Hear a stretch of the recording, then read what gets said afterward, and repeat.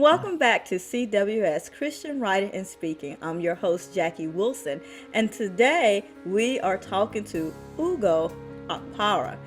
And we have been talking about how to utilize the spiritual lessons that we receive from the Bible in our practical everyday lives. Now, in this episode, we're going to talk about some of the books he's written and why he has written. The floor is open to you. Can you start telling us why first did you decide to start writing, and then tell us what is actually in your books?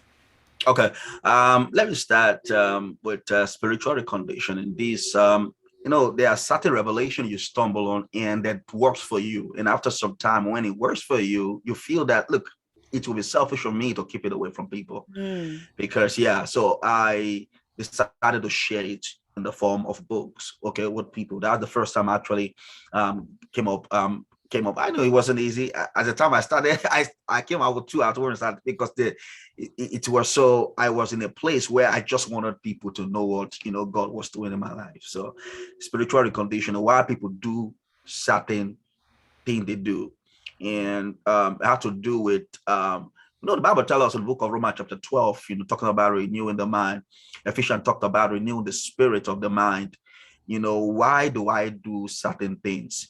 And in that particular book, I use an analogy about it's cement. If you take cement or limestone that is grinded, and then you mix it with water, it's still like liquid form. And then whatever you want to mold it into, and you allow it to dry for some time, then it means you can no longer able to Mm-hmm. make it flexible. It becomes concrete, it becomes stable, it becomes condition. That's a word. It become Mm-hmm. condition. So it's either you can't adjust it to what you want any longer. If you're trying to do so, you're going to break it. And that's exactly how a lot of people are. People are being conditioned, to do what they do, and for them to be for them to stop or come out from the cycle of especially negative bad patterns, they had to be reconditioned. Mm-hmm. So if it took somebody a long time. Just let me use myself for an example. It took me a long time. I used to deal with a lot of anger issue when I was younger, and practically was a quiet person. I'm still quiet, but when I get into it, my anger can be so unhealthy, and it took me a while to get to that place. Certain thing brought me to that place. It didn't just happen overnight. I was bottling them, and they actually conditioned me to behave the way I behaved. You Mm-hmm. see, and then for me to come out from that, I need to create a new reality by actually renewing my mind. Okay, Mm-hmm. so Yes. yeah, that's why it's very important. I met somebody the other day, and then he said someone called him, and he actually have to be pastor. Someone gave him a call, and I said, Pastor, I've been an alcoholic for a long time, and I've been trying to come out from alcoholism. I've prayed, I've fasted, I've gone to conference and so on and so forth. And then the response he gave to the person was, you need to change your life. I said that wasn't that is not a response. It took this person a long period of time to get to this place. Okay, so if you were gonna break away from a bad pattern, you need to create a healthy pattern. Yeah. So that's exactly what spiritual recondition is all about: how to break why you behave the way you behave and how you can come out from it. So I used a lot of practical examples. I'm a history. I'm a history freak. If permission to use that, a lot of people call me. I love history a lot. I watch it. I read it, and I use a lot of examples from history as well about castles and stuff like that as a kind of to explain what I mean by conditioning. The second book, 12 Impenetrable Armor of a Common Champion, just, telling the believer that they are champion is just more of like spiritual motivation. Okay, because I went through a lot back home, especially when I went to school, for instance, I had to spend 6 years instead of spending 4 years. Why? Because of there were times when the government and teach lecturers in school, they strike, and we had to stay at home. A lot of people were Mm. dropping out, and a lot of people just the fee was something else. You have this challenge, you have that. There was no government assistance, there was no student loan. You have to pay everything out of pocket, and so many challenges at the same time. You Mm. wanted to be, you have so much dream, but you see the system is like working against you. But thank God for God and revelation. And revelation was able to show me that in spite of the environment, I can create my own environment. Yeah. And yeah, so I was able to do that with through the leading of the Holy Spirit, break that particular, the cycle. Was able to actually emerge victorious, accomplish on my dream, got my degree, kind of, and so many other things. I was actually, that I had, as my goal, So I shared in that book, just in summary, about certain things that champions do. Mm. Okay, that champions are not just champions. Champions have a particular routine, and Mhm. then if you're going to win the battle of life, there are certain things you gotta do. And Yeah. I shared about the keys of prayer. And one of the things I spoke about prayer, I spoke about how Jesus, the Bible said, prayed all through the night. And when he prayed unto the fourth watch, and when he prayed up to the fourth watch, and then after that, the Bible said he walked on water.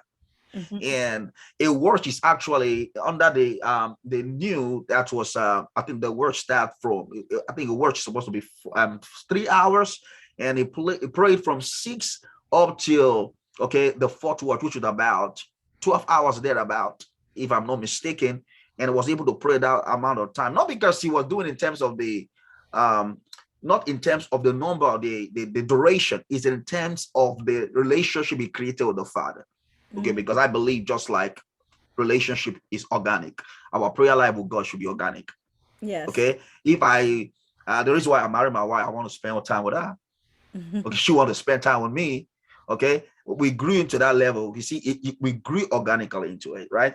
And the Mhm. same thing also applies to prayer, and that's the same thing that applies to Jesus in this situation, and it should apply to us in our prayer life. But when he did that, he walked on water. So you don't just see supernatural things happen, when if well, without seeing somebody, kind of doing certain things behind the background. So walking by faith, walking by light. And when I talk about light in this particular instance, I mean revelation. Okay, so that is exactly what I shared in the 12 armories. I talked about prayer, I talked about revelation, Mm. I talked about faith. It's just to um, activate, kind of empower the believer, to motivate the believer to rise up. The Bible says, rise up thou that sleep. He said, awake from the dead. He said, the Lord shall give you light. Awake. Okay, you don't have to sit down. Don't just complain like the man in the book of John chapter 5 who was sitting at the pool of Siloam and say, nobody has able to bring me. Each time I want to go into this place, somebody got there before Yeah. me. And then Jesus said, come on, rise up and work. Pick up your bed and work. Right. That was the first time how could somebody be sitting down for 38 years and has never made a move? And that is where a lot of people actually are right now. So that book, is just to charge somebody, motivate somebody to rise up, work, take your destiny. You don't have to wait somebody to give it to you. There's Yeah. a proverb that said, somebody said, they said a particular generation was saying, okay, the elders, they give them bridge and they cross over. And when they cross over to the other side, they blew up the bridge for us. And then somebody responded to our generation and said, look, if they blew up the bridge, then you create your own bridge. So we can create our own bridge. Yeah. Okay, we can create, and God has given us everything that we need to be able to do that. And that's exactly what 12 Impenetrable actually did. And then we have Oasis. Talking about Oasis for the Heart is mostly just inspiration, scriptural inspiration, all the inspirational word God has given me over the years. Some of the one I posted, and some of the one that I wrote down. And the time came and I heard the word say compile them together, because a lot of people have been blessed by by sharing it over the years. I came and put them together, and couple of quote from also leaders that I actually admire. A couple of them that I put into that book, that you can read on the go. And then the last one, which is 55. it's all about faith. It's all about faith. Without faith, you cannot please God. Everywhere I am today, for instance, coming to the state was faith. So many years ago, I remember when I didn't have the resources. I went to there was a time I went to my dad was still alive then, and I was still living in the house. I didn't have much with me, and I went for a particular test for a school that my parents couldn't afford, and I knew I couldn't physically afford it. And I went for medication, and the doctor was a German, and was, running my blood samples and stuff like that. He said, "Look, so I know your dad and I know your parent can't afford the school. So we're gonna pay." I said, Jesus. I said, Jesus will pay.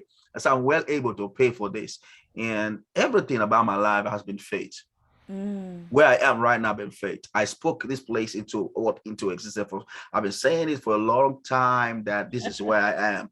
Even when I was back home in Nigeria, I said, look, I said my body is here in Lagos, but my heart and my spirit is fine in the United States. So, and it happened. Everything that I spoke, it didn't happen immediately. It took a while, but they did happen in their time. So everything about my life is faith. How I met my wife is faith. Okay, where I'm going is faith. The ministry is faith. Sheep generation is faith. And everything, okay, because there's so much that God has in store. And they are all faith. I have a couple of programs started. The website actually started. And I just have this dream. They just come. I write them down. I don't even think about the resources. I just know they will come. I know they will happen. And they all happen. Okay, because in His time, He make everything beautiful. But without faith, it's impossible to make those things happen. So that's exactly what 55 made 55 is all about faith, raw faith. Jesus said, when the Son of Man come, will He find faith on the earth? Yeah, Yeah, and I think that that's the key, like you said, is faith. And yeah, you not only had faith, as the word says, faith without works is dead. You have mm-hmm. prepared yourself to receive what you wanted. You've Yeah, said, God, I want this. I'm not going to worry about how you give it to me, but I'm going yeah, to prepare myself so that I can have it. Like when you were going to school, you didn't mm-hmm. know necessarily how everything was going to get paid, but you believe, No, you work, and yeah, guess what? You got out of school. Maybe not in the time that you wanted to, but you yeah, did it. And the yeah, most important part is that you did it and you yeah. stayed faithful through the journey. That is a That's it. wonderful testimony. Thank you for listening to part 2 of our interview with Ugo Okpara. During this segment, he challenged us with 2 questions. Are your routines like that of a champion? Are you rising up, activating your faith to take your destiny? He says it's time to create your own bridge to the future. And we will continue exploring this aspect of faith in part 3. Stay tuned.